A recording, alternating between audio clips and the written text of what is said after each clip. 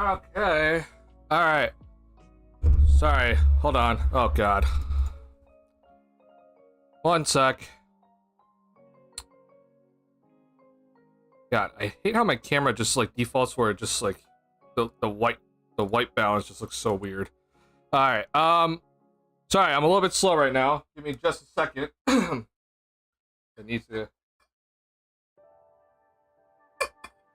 I do apologize. Sorry, I want to start a little bit sooner, but wasn't able to just get there at that, or wasn't able to start at that moment. So, all right, we got a lot of stuff to talk about, and yeah, it's the big night. It's the big night where we finally get to see Lonzo Ball return. So I'm very, very excited for it.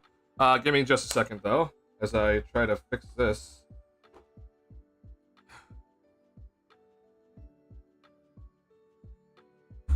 All right, and then I listened to my last stream, and so I'm gonna have to go listen to myself again on my phone in just a second. But I do want to do this because it did sound like I was still peaking. So let's turn this down just a tad. Testing. Okay.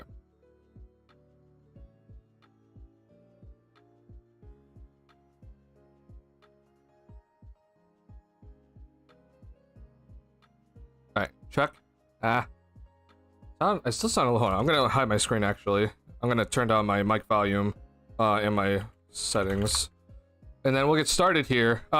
Who's ready to see Lonzo tonight? We're gonna see Lonzo Ball play for the first time in almost 3 years, and I'm hoping you all are excited. And I just can't wait to see him honestly out there. I really hope just to see him out there and just looking okay, you know? Nothing else really to it. Okay. I lower my mic volume again. Okay. I'm gonna leave it at 40 for now. You guys let me know if my mic sounds too quiet or if it sounds like I'm peaking. Just let me know, please. Especially if you're watching the VOD too, that also would help in the comment section as I try to figure this out. I'm gonna assume. Hold on. Give me 1 second here as I. Where's my phone? Like is good so far? I appreciate it. Hey Britt. Also, do I look like I'm in sync with my with the camera, the audio and the camera? That would help me not have to look at my own stream.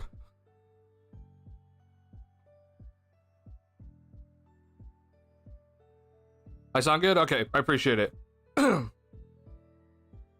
right, cool. Now I don't have to go watch my own stream on my phone, so that helps me out a ton. Okay, we're ready to get started. Sorry, I was a little bit late on this, and I'm like 10 minutes late. But all right, here we go.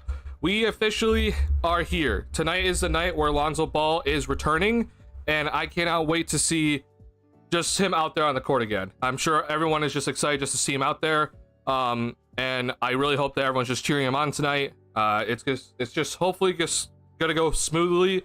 And we already kind of have the the minutes restriction and everything for tonight. So I think we're all excited for it, and I hope everyone just cheers him on. No matter how he performs, I really do not care. I'm just hoping that we get through tonight and nothing happens, and everything goes pretty smoothly. So I'm looking forward to just seeing him out there. So first things first, when it comes to Lonzo, there is going to be a 16-minute restriction. Okay, sorry to say minute many times, but we are only going to expect Lonzo to play 16 minutes tonight. I'm actually going to say that it might be less than that. Music stopped. Sorry, no, the music stopped there. And we should not be expecting any more or anything less than 4-minute chunks for each quarter. So first, second, and third, and fourth quarters, we're just going to see Lonzo for 4 minutes for each quarter. My personal guess, honestly, is we might see Lonzo for in the first quarter. Obviously, he's going to come off the bench, and we're going to see him come in at some point. I'm going to guess he might be the first player off the bench tonight, just to kind of see how he fits in with maybe Zach and Giddey. But I'm going to guess probably the second quarter. He's just going to start the second quarter, and then we're just going to sit him for the rest of that quarter, obviously, until then the third quarter. So we'll see how Billy Donovan does it tonight. I'm really interested to see how many minutes he's going to give give to Lonzo when in with the like other starters. I think most importantly though is the big question: can Ball and Giddey play together? And in my head, it seems like they probably can, but I also don't know exactly how Lonzo's going to be kind of acting out there. So I think that's just kind of some things that maybe Billy Diamond wants to test. But the biggest challenge and the main priority that we need to just be watching is just, can Lonzo just go out there and play his 4-minute stints and look like he's confident in himself and look like he's healthy, and we move on from there, right? So I'm really interested to see how he just looks, and I hope everyone's cheering him on tonight, no matter how he performs. So yeah, other little things to note of here. So if you're wondering who's gonna be available tonight, so obviously we know Lonzo is back. Unfortunately, the Bulls injury bug in the preseason has just been pretty awful for some reason. I don't know what it is, but there's nothing that's like very like huge or like, you know, oh, the player's not going to be available at the start of the year, or there's like no long-term injury. But it just seems like there's just an injury bug going around where everyone's just kind of dealing with something. And I don't know whether to think that's like a good thing, as like, oh, the guys are playing hard, or if it's just a very bad thing of just bad luck. But if you're wondering, so Zach LaVine, Kobe White, Nikola Vucevic, Patrick Williams, and Jalen Smith are all back tonight. White, Williams, and Smith have all dealt with something in the preseason so far. Kobe White had to deal with a groin issue. Jalen Smith had to deal with a knee issue. Patrick Williams had to deal with a wrist issue. So all three of them are back tonight. LaVine and Vucevic also sat out in their last game, but that was just for rest. So they're also back tonight. Unfortunately for Julian Phillips, we saw Julian Phillips play against the Bucks. He took a pretty bad back screen. Gary Trent Jr. kind of elbowed him in the ribs. Phillips went down, kind of clutching his ribs. He then played a few more minutes after, but unfortunately he was taken out of the game. Phillips unfortunately will not be available tonight, and I think that's actually pretty huge. So it sucks to see Julian Phillips is going to be out. Ayo Dosunmu also did not play against the Bucks, but we saw him play earlier, and he had like a shoulder stinger kind of happen to him. So it's a little concerning that he is not going to be playing tonight. But this, according to what Casey Johnson said before, when it came to Ayo, it wasn't anything really too serious. So like we shouldn't be expecting Ayo to suddenly be out for the start of the season. But then the new ones tonight are that Dalen Terry and both Dalen Terry and Matas Buzelis are out tonight, which is not what I want to see. Oh my god, hold on. Sorry, you're gonna hear an ad. I do apologize. I'm sorry about this. Give me 1 sec. Okay, there we go. All right, music's back. Yeah, so Dalen Terry and Buzelis are both gonna be they're just suddenly out tonight. I'm more concerned about Buzelis just kind of randomly having to sit tonight. The listed injury is just shin. But it really does suck to see that these guys are gonna be out tonight, because, you know, I think with Terry, we kind of know that he's trying to fight for minutes, and with Buzelis, I just want him to get as much experience before he actually has to go play in an NBA game. So it sucks that they're gonna both be out tonight, but it seems like that's gonna be the case. The other thing I think that's important to keep note of, I'm gonna turn on my fan. Sorry. Oh, not that. The other thing to keep note of when it comes to this sort of stuff, and I think this is more kind of where I always kind of go to, and so I don't want to jump too far ahead, but it is just important to remember that at least so far in the preseason, it was Ayo Dosunmu and Julian Phillips as the two guys that were the first two guys off the bench consistently, right? I know Ayo started in the second game, but we kind of just figured that Ayo would be the sixth man in a sense, but the big surprise was that Julian Phillips was one of the first guys off the bench in Cleveland, and then he was one of the first guys off the bench in the second game, right? So I think it's just kind of important just to keep in mind, like, these two guys are going to be probably your main two bench guys so far this year. It also seemed like Buzelis is kind of also going to be in the mix for the rotation, and he was just kind of filling in the gaps. The reason why I bring this up, though, is because this is all without Lonzo. And so I think a big question tonight was, like, what is Billy Diamond going to do with when you have all these guys that you've been playing so far, but then also Lonzo's back? And so I don't know what's going to happen, obviously, and we're not going to find out tonight because all these guys are out. But it does kind of suck because I think these are the guys that have not really played with Lonzo too much, and I think they might need to start trying to build that chemistry, hopefully quickly. But we also know with Lonzo that his availability is going to be extremely inconsistent. So just something to keep in mind. So the bench unit that I thought of, you know, Ball, Dosunmu, Phillips, Uzelis, and obviously Jalen Smith too, those 5 guys off the bench, I don't exactly know how Billy was going to mix and match those guys, but those are the guys that are supposed to be coming off the bench, and I would have liked to have seen them all play together tonight, but unfortunately we will not be getting that tonight. So I'll be just interested to see how it's just going to work out moving forward. And so yeah, that's kind of just some of the injury stuff to report on. Appreciate you guys being here. And also, if you have not already, please hit that like button on the stream. Helps me out a ton. Are you guys excited? I know we have a few more people in here. I hope you guys are excited for tonight. This is honestly like one of the most excited like times I've ever been before a preseason game. But obviously it's a very special occasion. So we're gonna witness history tonight as whenever Lonzo does step out into that court for the first time, it is officially history. So hope you guys are excited for tonight.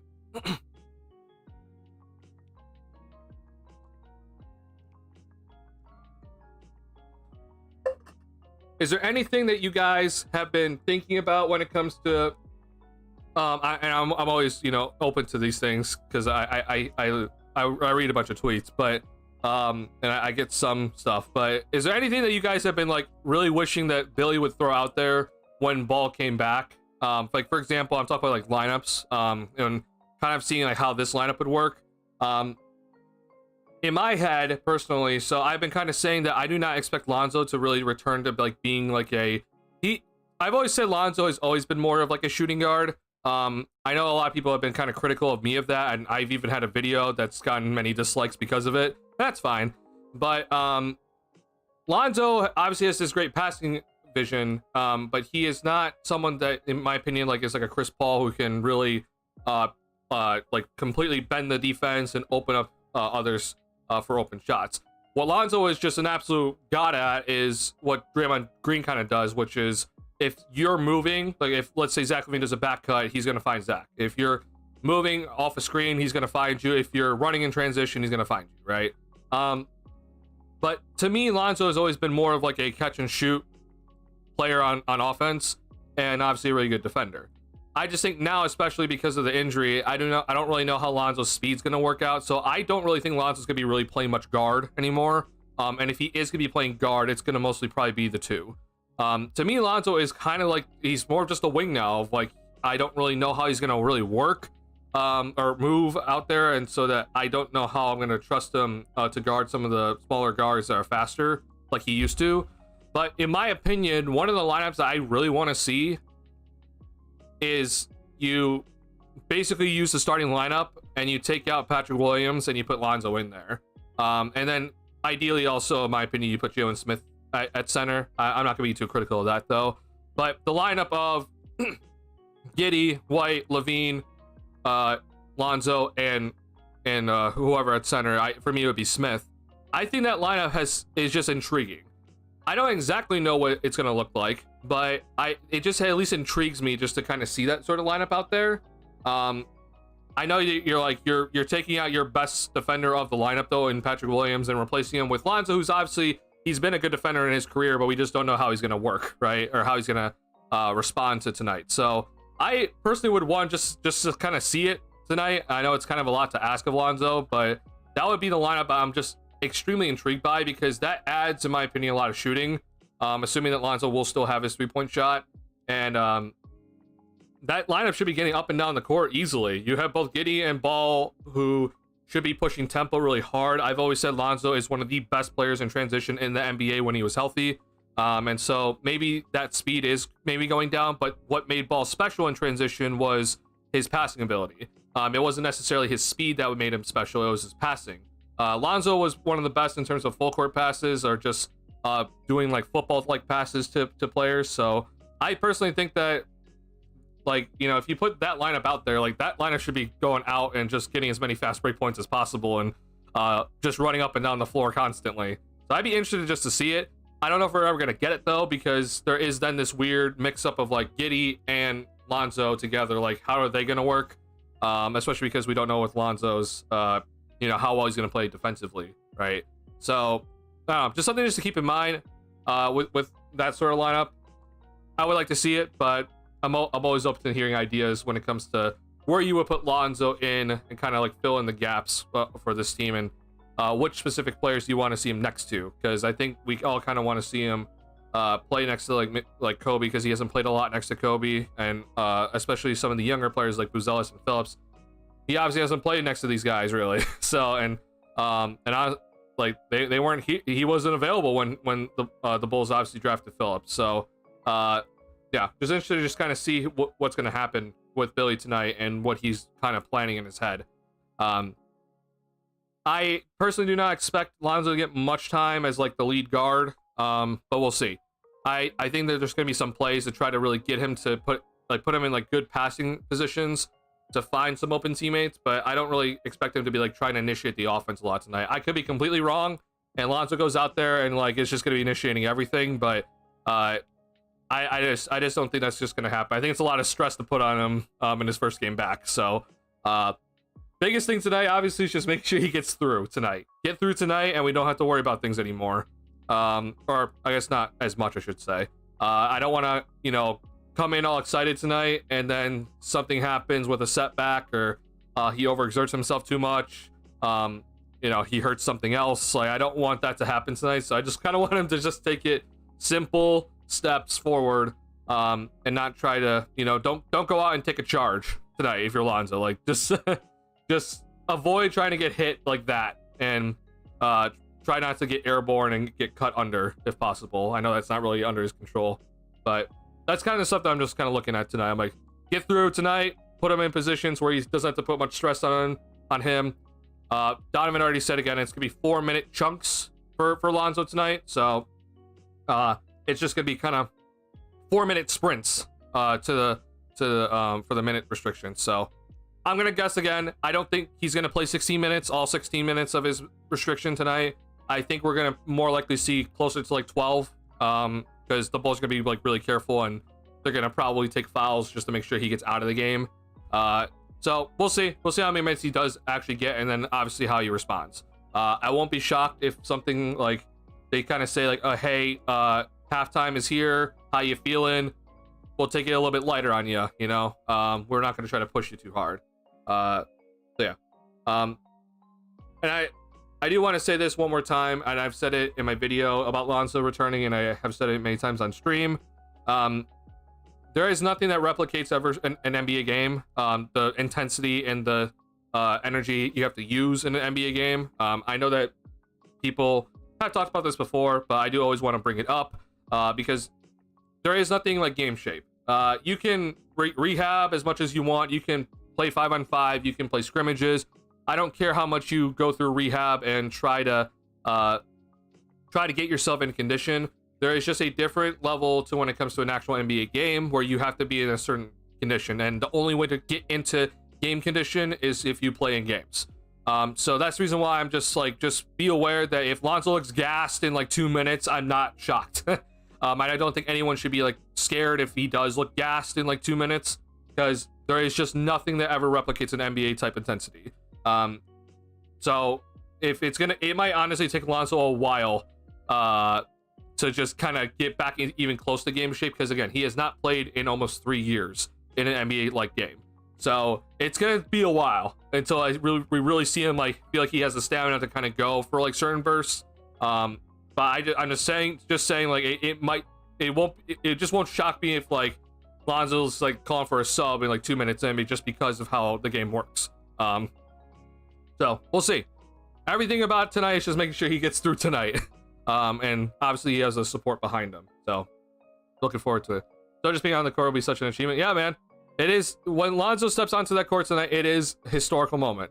I really hope everyone understands that. That's it, at the United Center tonight. That's watching tonight. Which again, I know that the whole watching thing is a major problem right now because the antenna whole situation and Chicago Sports Network being horrible at figuring out deals and such. But if you are watching tonight, however way, just know it is history.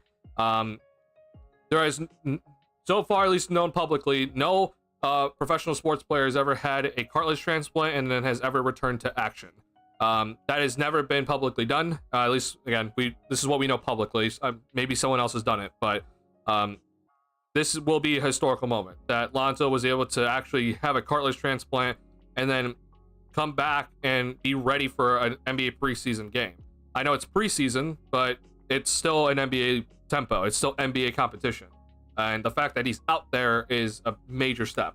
And obviously it's the first of many big steps before we can even start talking about him playing more minutes. But this itself is a very special moment for the entire sports world. This isn't just like, oh, Lonzo's back and the NBA can rejoice and the Bulls can rejoice. This is special for obviously Lonzo just to feel like he has a career again, and is able to be an NBA player again. But this is a big one for the sports world and sports medicine. Like, this is going to be kind of huge when you really think about it, where there are going to probably be some other players now that if they have knee issues and like they keep having meniscus tears and their knees keep giving them some serious problems, where like they probably have thought like, man, I don't know if we can keep going unless I get an enormous amount of surgeries, and even then it's like there's risks, right?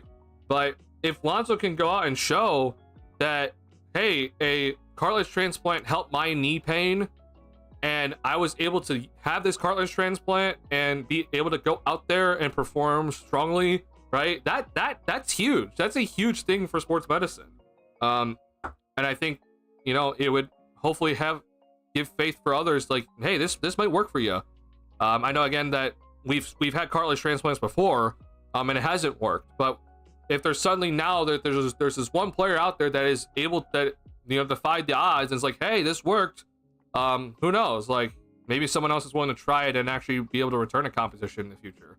So this is big. This is like a humongous moment tonight, and I really hope that people do understand that, because, you know, I've always been very impressed with modern day medicine.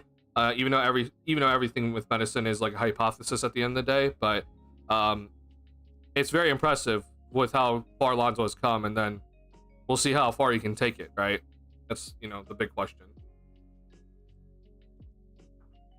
All right, so that is the Lonzo Balls kind of overview for tonight. Again, so 4-minute bursts, 16-minute restriction. I won't be shocked if he plays less than that, honestly, but no more than 16 minutes. So it'll be interesting to see where he kind of fits into the lineups. We know he's coming off the bench, so he's not going to be starting. Don't expect him to be starting. So expect the typical starting lineup out there that we saw against the Cavs. So nothing about that should be out of the ordinary. But obviously the bench tonight is pretty thin. No Phillips tonight.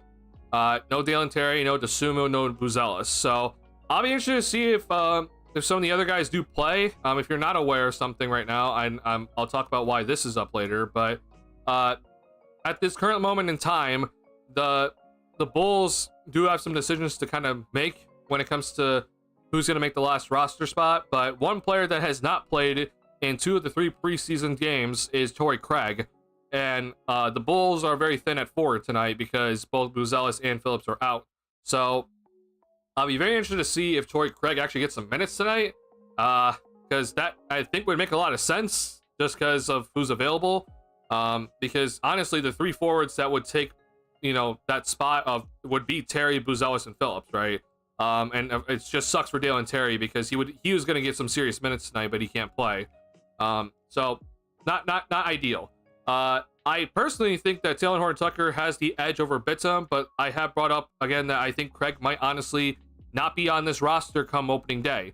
There is, I think, a chance Craig does get waived for Talen Horton-Tucker, and so that they can keep both Bitum and Talen Horton-Tucker on the roster. So I'm just interested to see if Craig's going to even play tonight, because he didn't play against Milwaukee, he didn't play against the Cavs.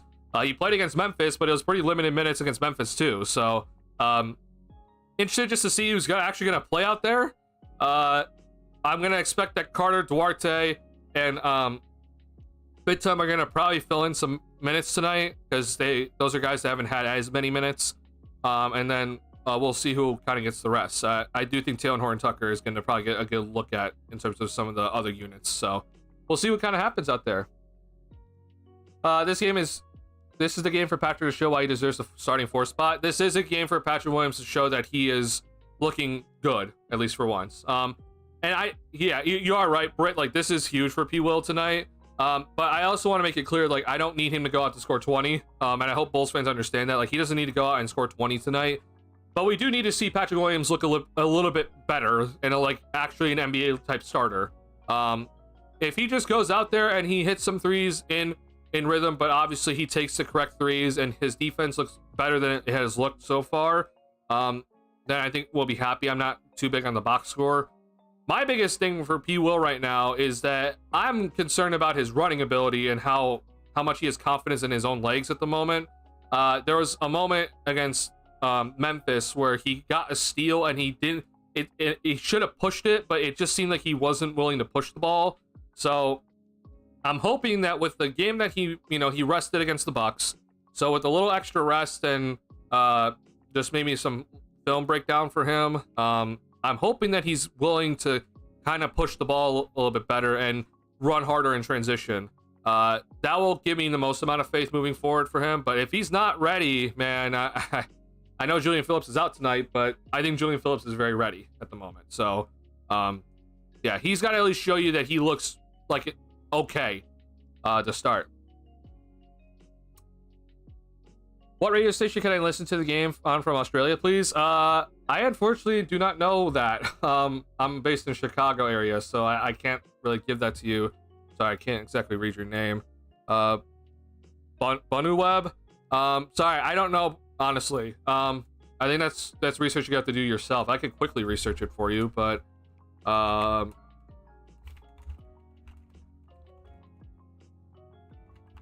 know we have a lot of Australian fans because Giddy's on the Bulls now, but unfortunately, because I'm in the United States, it's not really going to give me much, I don't think. I'm very, very quickly just looking through.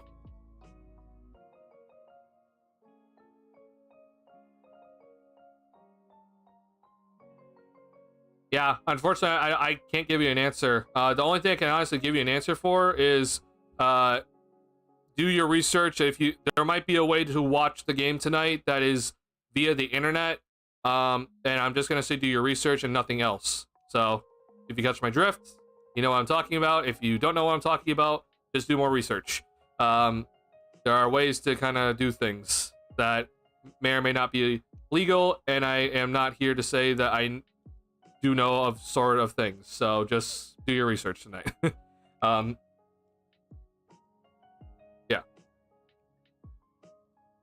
Yeah, sorry, man. I wish I could help you more, but I do not know, and I did a quick search and I can't tell you. So yeah. Hopefully Giddy plays well for Australia this year for the Bulls, and I'm sure you guys are really interested in how he plays. So I'm hoping, man. I'm hoping he plays well this year.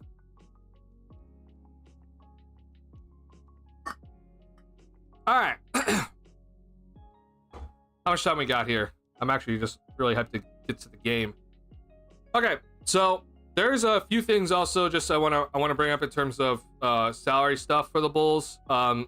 One thing is this. So speaking of Australia and Josh Giddey, the Bulls have to make a decision with Josh Giddey soon.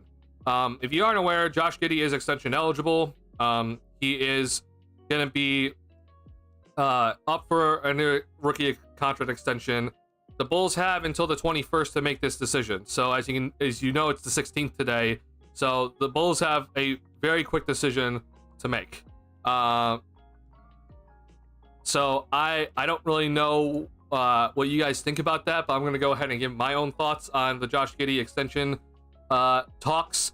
So it seems like, at least what's been reported on Twitter, that Giddey and his representatives in the Bulls are open to talking. It just doesn't seem like much has happened so far. The way that I always look at it, I just kind of look at it from both sides' perspectives. So, for example, I take the Bulls, and at least from what I think personally, unless Josh Giddey is willing to accept a deal that is similar to Patrick Williams' contract he just got, I don't think it's worth it. I think trying to give Giddey some guaranteed money when he hasn't exactly shown you much, especially for the Bulls, right? Like, we haven't seen Giddey play an NBA game with the Bulls besides preseason. So I just think it's like too much of a risk.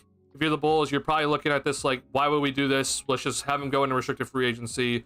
If he gets a contract that we can match, great, awesome. We don't have to worry about it. If he goes out and gets a major contract that is too much to match, then so be it. But you're probably going to bet on the fact that he's probably going to go out there and get a contract that you could probably match. But if, let's say, for example, Josh Giddey balls out, right, then you're not afraid to give him a bigger contract if he goes out and like seriously balls out and shows you he will be the keys to the car. So for the Bulls side, it just, unless Giddey's accepting this, like the Patrick Williams contract that he just got, I don't think this makes much sense. Now, if you're Josh Giddey, right, then this is obviously the flip side, right? So if you're Josh Giddey, who's the second part of this equation, and his representatives, you're looking at some of these other guys that are in the same draft class, and you're like, hey, so these guys just got some major contracts. And for Giddey, while he hasn't shown that he's an all-star or anything like that, or hasn't really gone out there and proven to, be like a guaranteed superstar, some of these other guys have gotten paid pretty well, though, and they're not guaranteed superstars by any means. So they're probably thinking, like, we want at least, like, $30+ million a year. And, Giddey, I personally think that's a little bit ridiculous to think about if you're Josh Giddey, but that's just me. That's just from my side of the equation. But for Josh Giddey and his representatives, they're probably telling him, like, you're 22 years old and you have a lot of potential, and sometimes you pay contracts based off potential. So they're gonna probably tell Giddey, we're gonna fight for like $30+ million a year, and we're probably not gonna get it, but we're just gonna head in restricted free agency. Either way, I think that we're just going to see that there's nothing that's going to get agreed upon here on the up to the 21st of October. So that is the deadline. Again, I just don't see anything happening. I think it makes sense for both sides just to not do anything unless somehow the Bulls kind of budge a little bit more of like, yeah, we're going to give you somewhere in the 20s. I don't think even that is worth it. The most I'd probably give Josh Giddey is about 19 a year. But even then, it's a little bit hairy because you're then probably locking up Giddey for a 5-year contract or more, or 4 years or 5 years, and it's like you're kind of committing money to him. Giddey has a lot to prove, in my opinion, this year. He told Sam Presti that he does not want to play, second fiddle to Shai Gilgeous-Alexander. He does not want to stay in the corner. He wants the ball in his hands, and he doesn't want to come off the bench. So Giddey has a lot to prove, and I think if you're the Bulls, you just kind of are saying go out and prove it, and we'll give you a contract based off how much you prove that sort of thing. But it is something just to keep in mind, as you're probably going to hear some talks about it in the next 5 days or so, because that is the deadline. But I don't personally expect anything to happen here. So let me know your guys' thoughts on it. I'd rather go full tank than give Giddey a contract. That wouldn't be too bad either. Yeah. But hopefully this year is full tank, but we'll see. What do you want to see the Bulls do this season? I want to see them develop their young guys, like obviously Giddey, and see if he can be like part of the engine moving forward. But also I want to see them go out and lose a bunch of games and keep their top 10 pick this year. That is my overall main goals. Now, there is always like a few exceptions. Like, for example, if Josh Giddey goes out suddenly and is like an absolute all-star, then hey, we're fine. That kind of eliminates a lot of things of like what we need to do. And if Patrick Williams takes a humongous leap, like all I'm basically saying is that if for some reason the Bulls take a major leap forward where they're actually like they're close to 40+ wins or something like that, and it's because Josh Giddey's an all-star and Patrick Williams turns into an actual like a top tier caliber starter in the NBA, and you see all these other guys really developing well, then I'm not saying we need to keep the pick, but I don't expect that. Like, I don't expect Patrick Williams to suddenly average 18 a game and play like all defensive team defense, and I don't expect Josh Giddey to suddenly be averaging 24 and 10. So because of all that, I say that this Bulls team just needs to just develop these guys and just go lose games. Because defensively, this team is going to be pretty awful. So you have half the equation there for losing games. And the other half is just seeing how well these guys actually develop on offense. And I just don't think that their development is going to be good enough to the point where they're going to be winning games. So I think the Bulls can do it personally. I know Zach is still here. And, Zach LaVine, when he's healthy, is a 25-point per game scorer. But I've been pretty adamant that I do think that Zach LaVine will get traded this year. If LaVine's healthy, I think a team's going to want him. I don't really care about the contract. I think if you go look at the New York Knicks and what they just had to do in terms of contract navigations and with the new CBA, it is very doable to get big contracts onto your team. I know the new CBA has made it harder, but if teams actually do want to go out and make those big moves, they will do it. So I personally think that Zach will be traded at some point if he stays healthy. That's obviously a big if, but I think that's what we're looking at this year, and that will make sure the Bulls stay and keep their top 10 pick this year. That is owed to the Spurs, but ideally the Spurs do not get it in this year's draft class because it's a good draft class. That's just for this year, though. I think that it's a multi-year plan for the Bulls to get themselves back up to being sort of good and not even relevant. Just sort of good. And if they do this correctly, then they should be looking better. And we'll see how this happens moving forward. Did you see the Buzelis versus Flag footage? Our priority needs to be developing him, like you said, and locking in a pick. I did see a little bit of it. I did not watch it like as deep as like in depth as other people have, but yeah, man, I know that Buzelis really was just like, you know, he thinks he's really good, right? So yeah, I think that doing whatever you can to get Buzelis to really just try to see what you think his ceiling is. I've mentioned before with Buzelis that my biggest fear when it comes to him, and when he was drafted, like there's always positives and negatives, but my biggest fear when it came to Buzelis and drafting him was that he's going to turn into a player that is like a jack of all trades that can do a little bit of everything, but he doesn't excel at one thing, right? So he can kind of block shots, he can kind of defend. He's kind of like this tweener that doesn't really have a position. He can kind of shoot the three ball, but he's not great at it. He can kind of cut, but he's not great at it.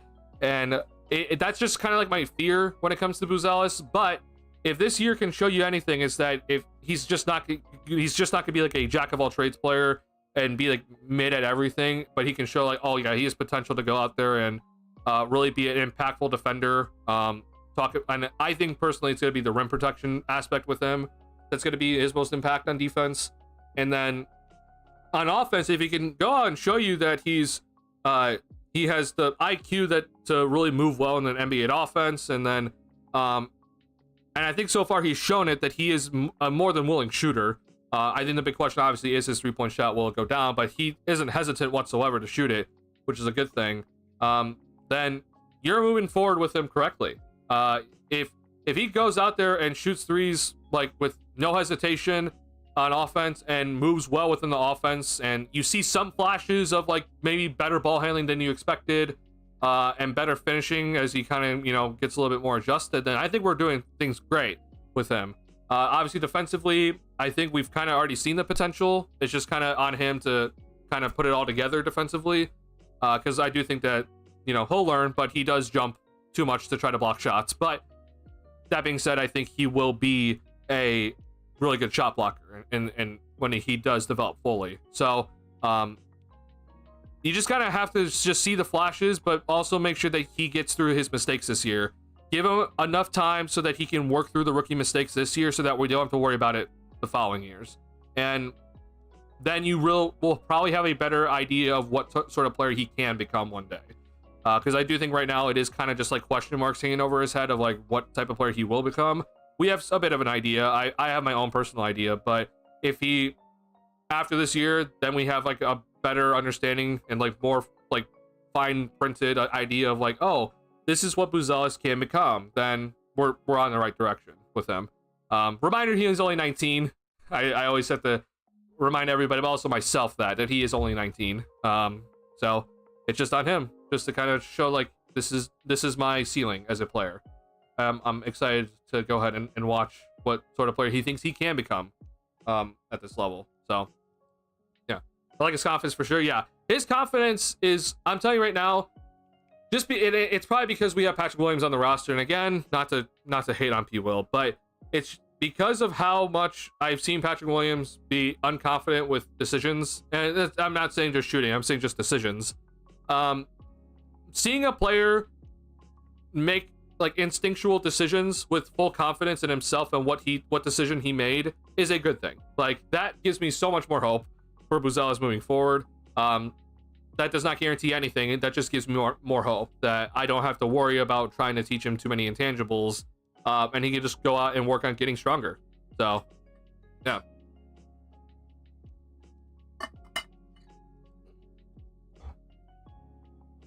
I like his shooting percentage will rise. I'm looking at him like Laurie Marketing. That's an interesting comp. it is like an interesting idea of like, oh, he could be like Lauri Markkanen, but maybe he obviously brings more defensively, right? And he's like more flexible in terms of who he can guard defensively. That is a pretty good comp. My comp has always been more so about Franz Wagner. I think it is a little weird to kind of say that, because I think Franz is like this kind of really weird in between, like point and forward, like forward / point forward weird mix. Where I don't think Buzelis has like that ball handling skills to be like initiating the offense, if that makes sense. But yeah, like if Buzelis goes out there and cuts like a Markkanen, how he does, that'd be nice, so that you can really see he's like an effective off-ball player. Unfortunately though, I just don't know if he'll ever become like as good of a shooter as Markkanen is at this moment. But if in return though, like let's say he's like an average shooter, but then you get the defensive side, then you obviously have a pretty complete player, right? Yeah, so that'd be really nice to see if he can turn it to sort of like how Markkanen moves on offense, but you have like a really good defensive player on the back line that you can really trust. I've kind of said it though, that because Markkanen is just weird in this weird spot where like he's playing like the small forward technically, which I don't know how I feel about that moving forward. It has worked for him in Utah, and props to Utah, but they haven't won anything. But when it comes to Buzelis, because of his shot blocking ability, which I think is so good so far, I more see him as like he is strictly a power forward, and then he will like, I think we can maybe see like small ball lineups where he's at center. Not saying this year, like I think he'll play some very little center this year. We got a little glimpse of it against the Cavs where he did guard Jarrett Allen, but I think moving forward though, I wouldn't be shocked to see if he does, as he gets bigger and stronger, he's going to be playing some center minutes. Obviously right now he's a stick, so he's not going to be out there guarding centers in his rookie year. But the reason why I say this though, and I know a lot of people are like, oh, aren't you like pigeonholing him? I just think that personally, if I can have a guy like Buzelis that maybe can handle the ball a lot more at center, that can seriously move well with and without the basketball at center, and be able to shoot the 3-ball at center, it just creates matchup issues across the board for defenses. Like that's the reason why I'm like, I think it's just something just to keep in mind, so that we don't just like, oh, he's a forward, he's just stuck there. We all know every forward can go out there and dribble the basketball and move around on the perimeter. But if I can make Buzelis a good inside and outside scorer, and also a good inside and outside defender, and I can have the flexibility to put him at center, like to me it just raises his potential, and it raises this team's potential moving forward, so that you have a very dynamic player at the center position. So it's just something just that I always just kind of imagine. I know it's kind of like, it is asking for a lot, but that's just something I always just keep in mind for when it comes to some of these players. Because with Buzelis, I do think he has a lot of question marks right now, and that could be a good and bad thing, right? I think right now it is a good thing. I just want to build and not trade our rookies and watch them blossom once they leave. I mean, I'm not gonna lie. So when we traded Markkanen, I was fine with it. I know that he's had an all-star year, but the problem with Markkanen still is the injuries, and I'm gonna go ahead and use the argument that people use against Zach. Like, Utah hasn't won anything. Now that's also me saying that, like, I think that's a pretty crappy argument to say, right? I think that, like, just because a player hasn't won anything in one spot is not a good definition of a player. I think both Levine and Markkanen can go out and be very big contributors to some contenders. Do I think either are number one options? No. I think they're both number 2/number 3s. More so probably number 3 for Markkanen. But I'm not that concerned about his trading him away. When it came to Wendell Carter Jr., I'm not concerned whatsoever. I'm not losing sleep about that move at all. So if you're wondering about like those two guys and like, oh, we traded those guys too early, I personally don't think it's that big of a deal. At least that's just my opinion. Now I will say though, when it comes to guys like Io, when it comes to guys like Kobe, and we didn't do it with P. Will, so you should be happy about that. But yeah, I'm a little bit more concerned about those guys, because I think Io is kind of heading towards like, oh, he might actually be like a Drew Holiday. That's something that I we'll see how well he can continue to grow. But I do look at Io pretty highly. With Kobe, it's interesting. We'll see how much farther he can go. I'm worried that he has hit his ceiling, but if he has more, then it would be sad to see that he's not doing it in a Bulls uniform. If that makes sense. I honestly want Phillips to take starting role from P. Will by the end of the season. If that happens, it's like it's good and bad. In my opinion, it's more bad because I think Patrick Williams has the more potential. But that would be great to see for Phillips, because I think at that point you're seeing his 3-point shot would be that consistent to the point where he's in the starting lineup and teams are really like they have to go out and guard him at the 3-point line. Again, I think it would be a bad thing for the Bulls because that shows to me that Patrick Williams not only did not do better this year, but he probably got significantly worse. Phillips, in my opinion, as good as he's done so far this year in preseason, he is still a limited player in terms of what he can do on the offensive end. He is not going to be a player that's going to be putting the ball on the floor and running pick and roll or trying to, cross over players and getting to the basket and finishing. He is strictly, in my opinion, a 3-and-D player, right? He is going to shoot the 3 ball, or he's going to drive hard to the basket and cut hard. With Patrick Williams, the thing that does still intrigue me with Patrick is that I do think there is potentially a world where he could be like a good pick and roll guy. And I'm hoping that he does get there at some point. But I don't know. I don't know if it ever will happen. And if Patrick Williams doesn't ever kind of take that upon himself to be better like that, then yeah, maybe Phillips is starting at the end of the year. I hope that's not the case, but that could happen. So yeah, I gotta still go for 50. Nah, those scores I may cry. I think we all might tear up a little bit if Lonzo Ball scores tonight, which again is not guaranteed. But the biggest thing again is just go out and just cheer for Lonzo. Whether you're at the United Center or you're at home watching, go out and cheer. What's going on, Rob? Almost game time? Yep, it's almost game time. We're almost there to Lonzo's return, so I'm very excited about it. Not expect anything from Lonzo. I bet he has a better season than P. Will. I personally do not think that. The reason why I don't think he's going to have like that good of a season in general is because he's already said no back-to-backs. I personally think that might stay the entire year. I will not be shocked if Lonzo Ball is not able to play in a single back-to-back this entire season. So that just that alone to me is gonna probably take him off of having a better season than Patrick Williams, assuming again P. Will stays healthy. But in terms of also then coming off the bench, I think Lonzo's gonna probably be pretty limited in what he can do. So yeah, it'll be interesting to watch.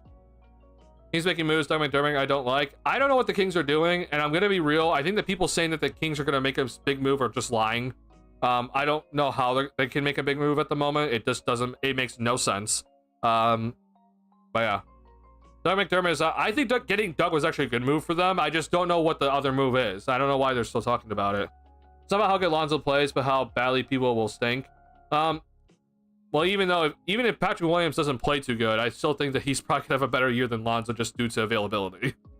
Again, it matters obviously about availability. Like, is he playing? But that is a good question.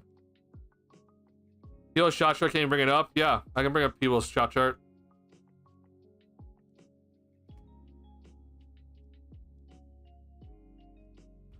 All right, after this, we're gonna be I'm gonna go ahead and end stream, and we're gonna go watch the game.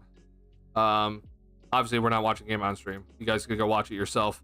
All right, here's the shot chart from last year. Kings fans are already feeling some type of hype for their offense being slower than the last couple years. I won't lie though, Box. The way that Mike Brown has set up their offense, it looks pretty good so far.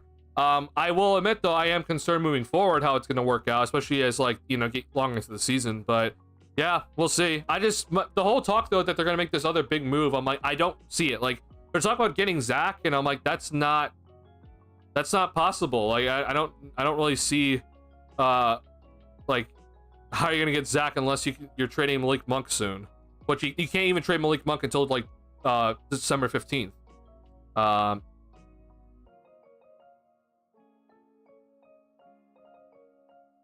Sorry, Rob. I'm trying to read what you're saying. Oh, you meant this year's games? I don't know if this... I'd have to go look up some other shot chart. This might be something we have to do after the game, Rob, because I'm gonna have to go find a different shot chart. Because this doesn't have the preseason so far. Oh, actually, here. No, we'll just do this then. Nope, no, we don't. I don't know what to do. Yeah, we'll do this after the game. We'll do it after the game.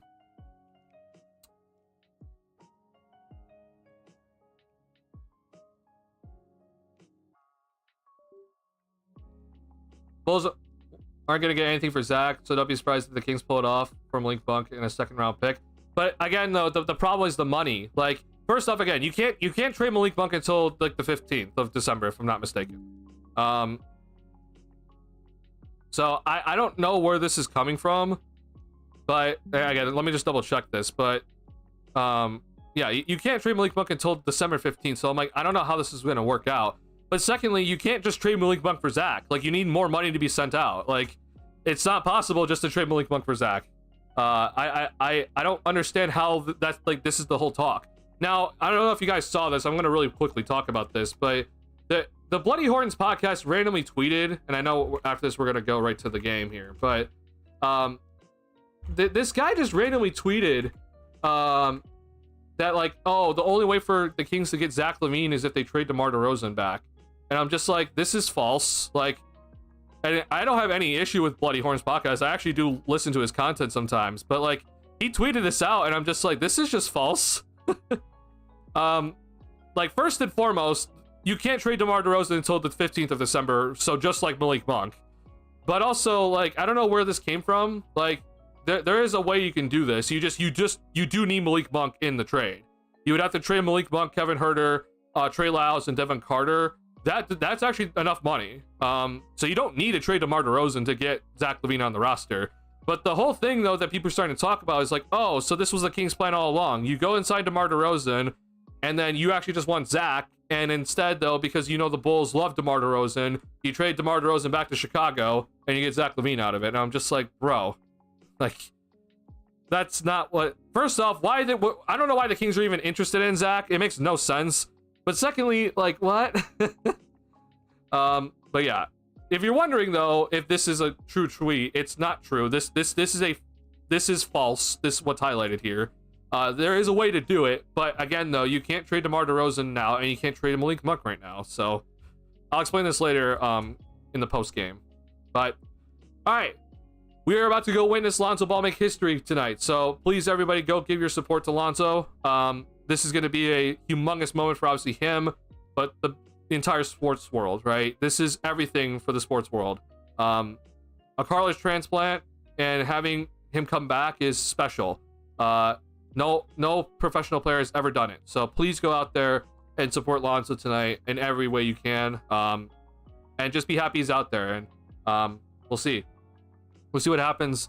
And hopefully, and the biggest thing tonight is that we're all going to pray that he gets through tonight, right? We're just going to all pray that he doesn't have any issue tonight and is able to get through this game unscathed. So I'm going to go ahead and go watch the game. I'll see y'all after the game. 9:30 p.m. is going to be the post game tonight. I am recording the game as usual, so we will be going ahead after the game and reviewing Lonzo Ball footage and how he performs out there, or how he moves out there, not performs.